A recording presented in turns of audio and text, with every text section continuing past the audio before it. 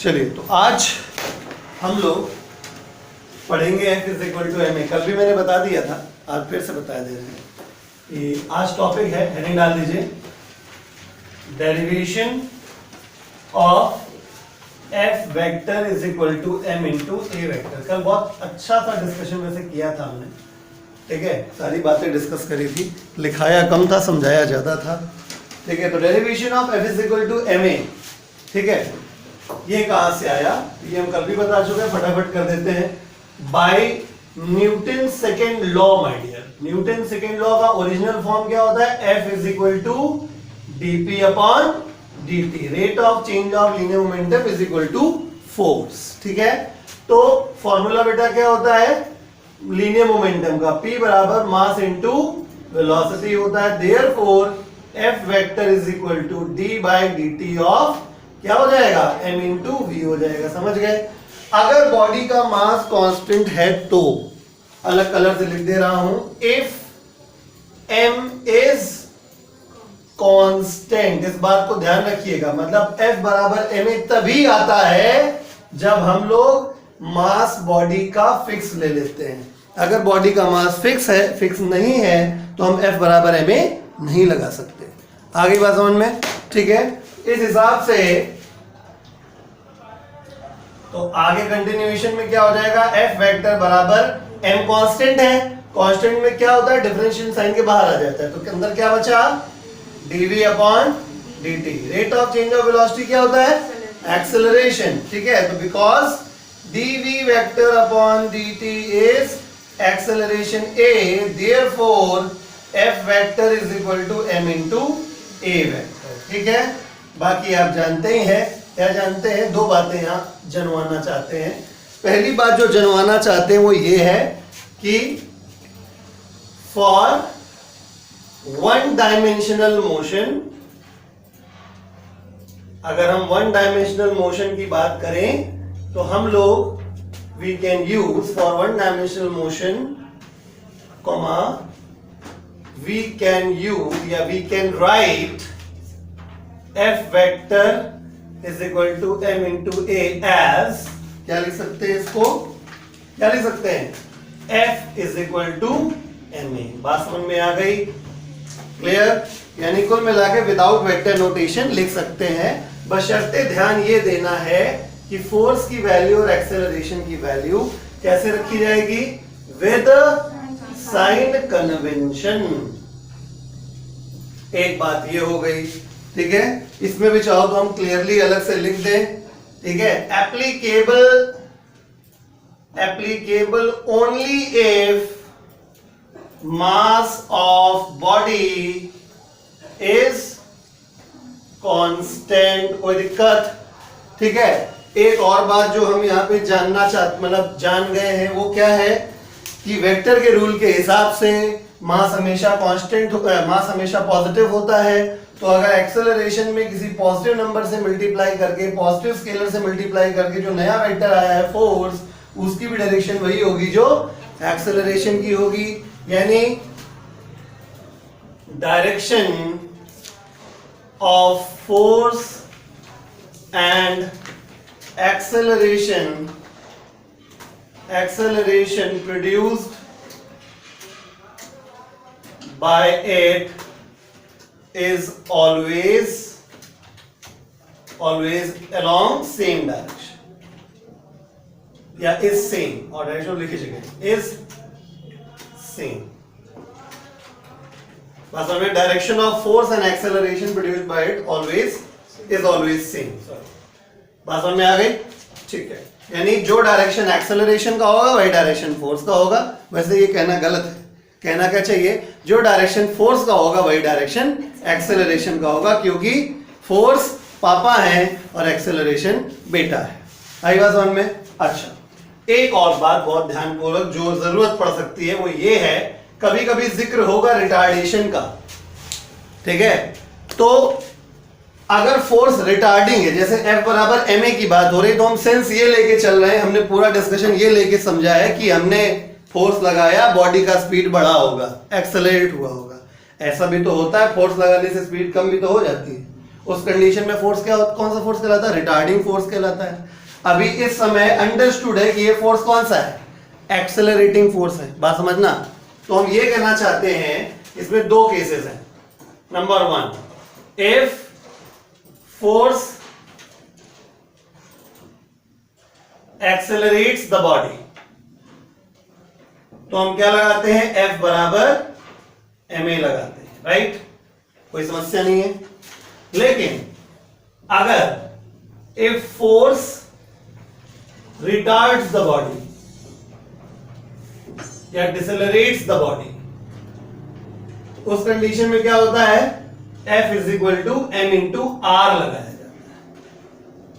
ठीक है, तो सवाल उठता है कि सिंबल्स का मीनिंग क्या हो गया इस जगह? तो यहां F है हमारा एक्सेलरेटिंग फोर्स है और A हमारा एक्सेलरेशन है, शॉर्ट में लिख दिया। ठीक है, और यहां पे F किसका काम कर रहा है? रिटार्डिंग फोर्स है, और R क्या है? रिटार्डेशन है। और बाकी कहानी आप जानते हो कि A और R में क्या संबंध है। A में माइनस लगा दो तो R बन गया, R में माइनस लगा दो तो A बन गया। ठीक है, अगर नहीं याद है तो भैया इसको याद कर लीजिए। A equal to minus r लिख सकते हैं या R equal to minus a लिख सकते हैं। ठीक है, एक बात ये भी हमेशा ध्यान रखी जाती है कि सारे फॉर्मूले एक्सेलरेशन के फॉर्म में ही पता होते हैं। अगर रिटार्डेशन पता करना है तो आपको अल्टीमेटली निकालना क्या पड़ेगा? पहले एक्सेलरेशन निकालना पड़ेगा, उसके बाद माइनस करके उसको रिटार्डेशन में कन्वर्ट करना पड़ेगा। आई बात समझ में? इतना कॉपी करिए, फिर क्वेश्चन करते हैं। एक चीज और याद आ गई, न्यूटन केजी मीटर पर सेकंड स्क्वायर होता है। ये बात इसी फॉर्मूले से पता चलती है, F is equal to ma से। ठीक है, तो अगर हम यूनिट की बात करें तो F बराबर ma जो फॉर्मूला होता है, ठीक है, इसमें दो चीजें हो गई। अगर आपको SI में जाना है तो यूनिट जो हो जाएगा SI यूनिट, वो क्या हो जाएगा? मास का होता है kg और एक्सेलरेशन का होता है मीटर पर सेकंड स्क्वायर। और अगर आपको CGS में जाना है तो यही हो जाएगा यूनिट। CGS में यूनिट किसके बराबर हो जाएगा? मास का होता है ग्राम और एक्सेलरेशन का हो जाएगा सेंटीमीटर पर सेकंड स्क्वायर। आगे बात समझ में? इस हिसाब से यानी यही आपका हो गया क्या? इसी को कहते हैं आप न्यूटन और इसी को आप कहते हैं क्या? डाइन। याद होगा, केजी मीटर पर सेकंड स्क्वायर ही न्यूटन है और ग्राम सेंटीमीटर पर सेकंड स्क्वायर ही डाइन है।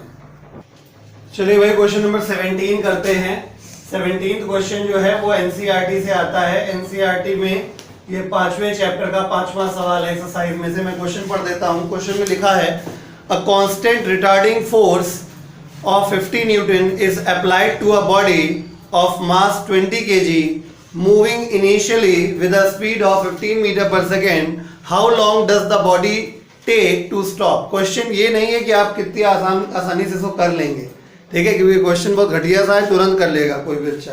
लेकिन हम क्या चाहते हैं वो इंपॉर्टेंट है। हम ये चाहते हैं कि आप समझिए इस बात को कि यहाँ पे रिटार्डिंग फोर्स लिखा हुआ है, ठीक है। तो जिन लोगों ने क्वेश्चन लिख लिया है या जिनके पास शीट है वो रिटार्डिंग फोर्स को अंडरलाइन कर लें।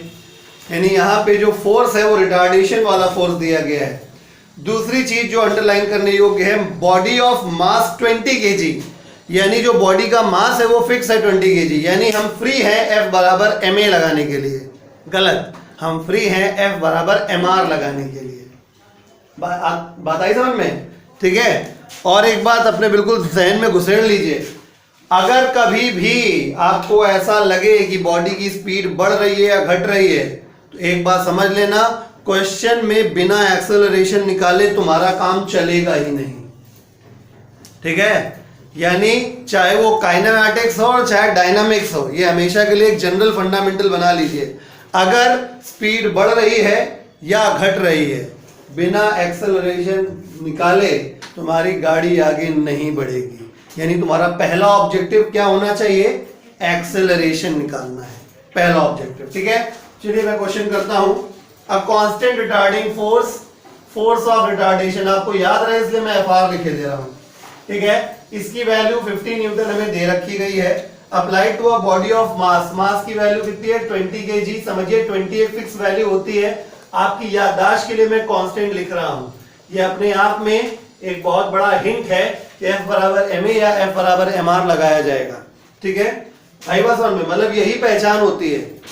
लोग पूछते हैं ना सवाल, हम फिजिक्स का पढ़ते समझ में नहीं आता करना क्या है, ये वही सब हम आपको बता रहे हैं। ये सवाल जब आप पढ़ते हैं तो क्या देख के क्या दिमाग में आना चाहिए? अगर बॉडी का मास फिक्स है तो आपके दिमाग में आना चाहिए कि F बराबर ma या F बराबर mr लगेगा, डिपेंड करता सिचुएशन के ऊपर।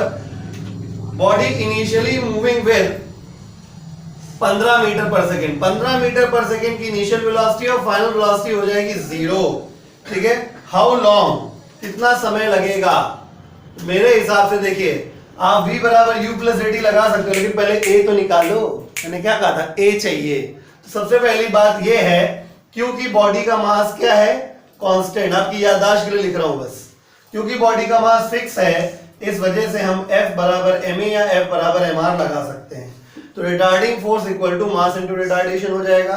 रिटार्डिंग फोर्स की वैल्यू 50 दे रखी गई है, मास 20 दे रखा गया है। रिटार्डेशन की वैल्यू 2.5 आ जाएगी।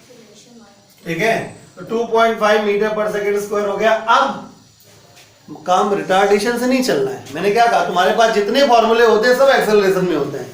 तो रिटार्डेशन तुमने भले ही निकाल लिया, लेकिन तुम्हें क्या करना पड़ेगा, एक्सेलरेशन निकालना पड़ेगा। ठीक है, तो एक्सेलरेशन इक्वल टू कितना हो जाएगा, माइनस का 2.5 मीटर पर सेकेंड स्क्वायर। एक स्टेप और आगे बढ़ गए हम। ठीक है, उसके बाद अगला फॉर्मूला क्या लगा देना है, देखो काइनेमैटिक्स पढ़ाया था, कहा था कि अगर एक्सेलरेशन कांस्टेंट हो, याद करो काइनेमैटिक्स में ब्रह्मास्त्र में चिल्ला चिल्ला बताया था कि अगर बॉडी का एक्सेलरेशन फिक्स है तो क्लियर हो जाता है कि v बराबर u plus t s equal to ut plus half t square v square u square plus 2s, ये सब लगा सकते हैं। कुछ याद आ रहा है? ऐसे ही धीरे धीरे करके एक एक फंडा आगे बनता है। ठीक है, तो तुमने क्या सीखा कि m की वैल्यू कांस्टेंट थी तो f बराबर ma या f इक्वल टू mr लगा सकते। फिर दूसरा फंडा क्या अप्लाई किया कि हमारा कोई भी काम बिना एक्सेलरेशन निकाले चलेगा ही नहीं, तो रिटार्डेशन से तुमने एक्सेलरेशन बनाया। फिर जैसे एक्सेलरेशन आया तुमने देखा अरे ये तो फिक्स वैल्यू है, यानी ये कांस्टेंट वैल्यू है। और जब एक्सेलरेशन कांस्टेंट होता है तो थ्री सिस्टर्स ऑफ काइनेमैटिक्स आप लगा सकते हो। अब इसमें तीन में से कौन सा उचित रहेगा लगाना, v बराबर u प्लस at। ऐसे दिमाग काम करता है। v कितना है 0, u कितना है 15, a कितना है -2.5 t, तो ये 6 सेकेंड आएगा। समझ गए? कॉपी कर लीजिए। चलिए भाई, तो अब क्वेश्चन नंबर 55 हम लोग करेंगे। और ये जो 55th क्वेश्चन है ये एनसीईआरटी से ही आता है, और ये एनसीईआरटी का चैप्टर 5 का 6वां क्वेश्चन है। एक्सरसाइज में से लिखा है, a constant force acting on a body of mass 3 kg changes its speed from 2 meter per second to 3.5 meter per second in 25 seconds. The direction of motion of the force remains unchanged. What is the magnitude and direction of the force? ठीक है, तो यहाँ पे क्या ध्यान देने वाली बात है, सबसे पहली बात अंडरलाइन करिए, मास 3 kg। मास 3 kg यानी कांस्टेंट मास, यानी फिक्स हो गया कि F बराबर ma या F बराबर mr लग सकता है। अब a लगेगा कि r लगेगा, वो क्वेश्चन में स्पीड बढ़ रही है नहीं बढ़ रही ये बताएगा। तो यहाँ पे स्पीड बढ़ रही है, 2 से 3.5 हो गई। ठीक है, इसका मतलब यहाँ पे F बराबर ma ही लगेगा। ठीक है, शुरू किया जाए। तो बॉडी का मास 3 kg आपकी याददाश्त में बना रहे, इसलिए फिर से लिख दिया है कि ये कांस्टेंट मास है। यही मुद्दा है, मास कांस्टेंट। उसके बाद initial velocity 2 metre per second, final velocity कितना हो गया 3.5 मीटर पर सेकेंड। ठीक है, यानी एक्सेलरेशन का केस है, बिना एक्सेलरेशन निकाले तुम कुछ कर ही नहीं पाओगे। By the way time interval दिया है 25 सेकेंड। ठीक है, उसके बाद what is the magnitude and direction of force. ठीक है, तो आपको फोर्स का दोनों चीजें कैलकुलेट करना है, मैग्नीट्यूड भी और डायरेक्शन भी। चलिए ठीक है, बहुत बढ़िया बात है भैया, बहुत अच्छी बात है। तो हम लोग तुरंत जुगाड़ लगाते हैं, क्योंकि देखिए हाँ एक चीज और अंडरलाइन करने वाली थी। सबसे पहला शब्द अ कांस्टेंट फोर्स, सुनो यहां लिखा है कांस्टेंट फोर्स। कांस्टेंट फोर्स पापा है कांस्टेंट एक्सेलरेशन का। जैसा बाप वैसा बेटा। कांस्टेंट फोर्स पिताजी हैं किसके? कांस्टेंट एक्सेलरेशन के। और जब एक्सेलरेशन कांस्टेंट होता है तो v बराबर u plus at s equal to ut plus half at square v square से u स्क्वायर प्लस 2as लगा सकते हैं। बात आई समझ में? क्लियर?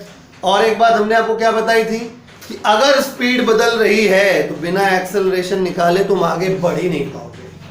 यानी तुम्हारा पहला अप्रोच क्या होना चाहिए? एक्सेलरेशन निकालने का सवाल में चाहे कुछ भी पूछा गया हो, पहले तुम क्या निकालोगे? Acceleration any how. तो देखिए जुगाड़ है अपने पास। इतना समझ में आ गया नहीं आ गया? कांस्टेंट फोर्स कांस्टेंट एक्सेलरेशन का पिता है और कांस्टेंट एक्सेलरेशन होने की स्थिति में थ्री सिस्टर्स ऑफ काइनेमैटिक्स में लगा सकते हैं। तो क्या लगा देंगे? v बराबर u प्लस at। v कितना है? 3.5। u कितना है? 2। a निकालना है, t दिया गया है। a बराबर कितना हो गया? 1.5/25। 5 3 15, 3/50। a का वैल्यू सॉल्व कर लेंगे तो प्लस का आ जाएगा 0.06 मीटर पर सेकेंड स्क्वायर। ये हुआ एक्सेलरेशन। हमें क्या चाहिए था? फोर्स।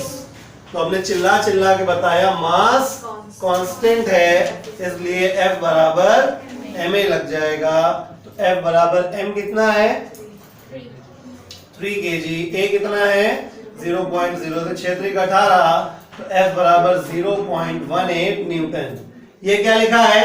Numerical value. क्या लिखा है? Numerical value. और ये क्या लिखा है इसका? Unit. Numerical value into unit क्या होता है? Magnitude.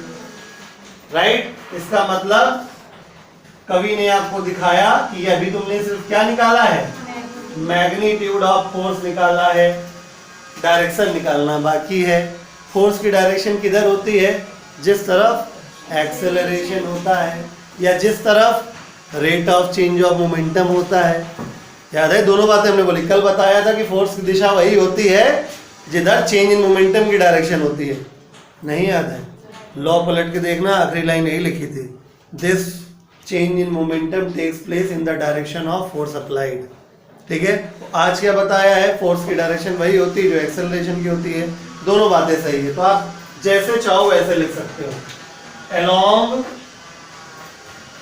the direction of delta P या A। ठीक है? फोर्स की डायरेक्शन हमेशा या तो चेंज इन मोमेंटम की डायरेक्शन में होती है या तो एक्सेलरेशन की डायरेक्शन में। या तो नहीं, मतलब बात दोनों सेम ही है, डायरेक्शन सेम आएगा, बस तरीका अलग अलग है। अगर मोमेंटम की व्यवस्था है तो मोमेंटम से डायरेक्शन पता करा लो। जिधर मोमेंटम चेंज हो रहा है जिस तरफ उसी तरफ आ जाएगा, या जिस तरफ एक्सेलरेशन उस तरफ फोर्स करना है। समझ में आया? ठीक है ना? कॉपी कर लीजिए इसको। देखिए क्वेश्चन नंबर 19 अब करने जा रहे हैं हम लोग। क्वेश्चन नंबर 19 जो है वो एनसीईआरटी से आता है। फिर से ये अच्छा सवाल है, 5.7 है ये, 5वें चैप्टर में 7वां सवाल है। अ बॉडी ऑफ मास 5 kg। समझ में आ गया होगा, दिमाग में फिट कर गया होगा। 5 kg मतलब फिक्स मास हो गया, तो मास 5 kg अंडरलाइन हो जाएगा। अ body of mass 5 kg is acted upon by two perpendicular forces 8 newton and 6 Newton. Full stop. give the magnitude and direction of acceleration of the body। बहुत आसान सवाल है। पहले डायग्राम बनाते हैं तब आपको जहां पल्ले पड़ेगा। मान लीजिए सिचुएशन ये है, मतलब आवश्यक नहीं होता, कोई क्वेश्चन में लिखा नहीं होता कि हमको डायग्राम बनाना है। बहुत बच्चों का टसन तो डायग्राम से ही होता है। अरे यार डायग्राम कैसे बनेगा? अरे क्वेश्चन में जो कह रहा वही खींच दो, सच्चा झूठा बन जाएगा। बॉडी है, बॉडी कहीं हवा में तो रखी नहीं होगी, सरफेस पे रखी होगी। ठीक है? अब दो फोर्स काम कर रहे हैं, एक फोर्स ऊपर की तरफ और एक फोर्स आगे की तरफ। ये तो बोला गया। ठीक है? Two perpendicular forces 8 newton and 6 newton. Simplest तरीका तो यही हुआ ड्रॉ करने का। ठीक है? अब 8 न्यूटन वाला हम मान लेते हैं ऊपर वाला है, तो 6 न्यूटन वाला थोड़ा छोटा बना लो भाई, वेक्टर के नियम अनुसार, है ना? जितना बड़ा मैग्नीट्यूड उतना बड़ा एरो। तो ये वाला हम F2 मान लेते हैं और ये वाला क्या मान लेते हैं? F1। F1 का मैग्नीट्यूड कितना हो गया? 8 न्यूटन और F2 का मैग्नीट्यूड कितना हो गया? 6 न्यूटन। ठीक है? गोले का बेटा 2 नहीं लिखेंगे। नहीं लिखेंगे 2, ये x की दिशा में बनाया fx, और ये y की दिशा में बनाया fy। fy की वैल्यू 8 और fx की वैल्यू 6। तो जैसा हिबा जी ने कहा, सही बात है कि बॉडी का जो मास है वो 5 kg फिक्स है, बॉडी का मास 5 kg फिक्स है। तो ये फोर्स क्या चाहेगा कि हम इसको एक्सेलरेशन दे दें किस डायरेक्शन में, x डायरेक्शन में, और ये वाला फोर्स क्या चाहेगा, हम इसे एक्सेलरेशन दे दें किस डायरेक्शन में, y डायरेक्शन में। कोई गलत बात नहीं, तो हम यही कर लेते हैं, चलो हम यही कर लेते हैं, ठीक है। इसका मतलब क्या है कि हम x डायरेक्शन में अलग काम कर ले, y डायरेक्शन में अलग काम कर रहे हैं। शुरुआत से सिखा रहे हैं, अलग अलग डायमेंशन में काम करिए, ठीक। तो फॉर x डायरेक्शन, ठीक है, क्या लगा सकते हैं, F बराबर ma लगा सकते हैं। वन डायमेंशन में बिना वेक्टर नोटेशन के लिखा जाता है, ठीक ना। तो अगर x का फोर्स हुआ तो x का x मास तो चेंज होगा नहीं, तो x डायरेक्शन में फोर्स कितना है 6, बॉडी का मास 5, एक्सेलरेशन अलोंग x निकल आएगा, तो एक्सेलरेशन अलोंग x कितना हो गया, इतना 1.2 metre per second square. Very good, आगे बढ़ जाओ, ठीक है। फॉर y डायरेक्शन में भी हम लोग क्या लगा सकते हैं, F बराबर ma लगा सकते हैं बिना वेक्टर नोटेशन के, क्योंकि सिंगल डायमेंशन में हम बिना वेक्टर नोटेशन के लगाते हैं। y दिशा की बात हो रही है, मास सेम रहेगा, y हो गया, ठीक है। तो y दिशा का फोर्स कितना है 8, ये कितना है 5, ये हमें निकालना है। ay कितना आ गया 1.6 मीटर पर सेकेंड स्क्वायर, अति उत्तम, ठीक। अब एक्सेलरेशन फोर्स का बेटा है, जिधर फोर्स उधर एक्सेलरेशन, जिधर एक्सेलरेशन उधर फोर्स। इसका मतलब अगर एक्सेलरेशन इतना है और फोर्स तुम्हारा x दिशा में ही लग रहा था, तो ये एक्सेलरेशन भी किधर लगेगा, अलोंग x। ये हो गया अलोंग x, ये समझाने के लिए लिख रहा हूं, अलोंग x डायरेक्शन। और ये फोर्स किधर लगेगा, अलोंग y डायरेक्शन। जो होशियार हो गए तुम। इसका मतलब ये हुआ इस बॉडी में दो एक्सेलरेशन काम कर रहे हैं, एक एक्सेलरेशन ax और एक एक्सेलरेशन ay। बात को समझ में आई, ठीक। तो अगर आप ध्यान दीजिए तो वेक्टर में हमने पढ़ाया था, जब दो vector tail to tail attach होते हैं तो हम क्या लगाते हैं, लॉ ऑफ पैरेललोग्राम। देखो भूल गए होगे तो फिर यही दिक्कत है। जब एक ही पॉइंट पे दो वेक्टर काम कर रहे हैं, हमें क्या चाहिए, दोनों का टोटल चाहिए। यही कुछ किया करते थे हम लोग, याद आया। जब दो vector tail to tail attach होते हैं तो हम एक वेक्टर के पैरेलल एक डॉट डॉट लाइन, दूसरे वेक्टर के पैरेलल एक डॉट डॉट लाइन बना देते हैं, तो रिजल्टेंट ए वेक्टर हो जाता है। रिजल्टेंट को ए लिख दिया, और दोनों के बीच का एंगल थीटा कितना है, यहाँ पे कर लोगे। फॉर्मूला क्या होता है, r बराबर under root A square plus B square plus 2ab cos theta होता है। तो हम क्या लिखते हैं, a बराबर under root ax square plus ay square plus 2ax ay cos theta. Theta कितना है, cos 90 कितना होता है 0, cos 90 होता है 0, तो ये 0 हो गया, है कि नहीं। तो क्या बचा है, इसका मतलब a बराबर under root ax square plus ay square. a बराबर अंडर रूट ax की वैल्यू कितनी निकाल चुके थे, 1.2 का स्क्वायर, और ay कितना है 1.6 का square. After superfast calculation a का वैल्यू आ गया, सुपरफास्ट कैलकुलेशन दूसरी जगह है,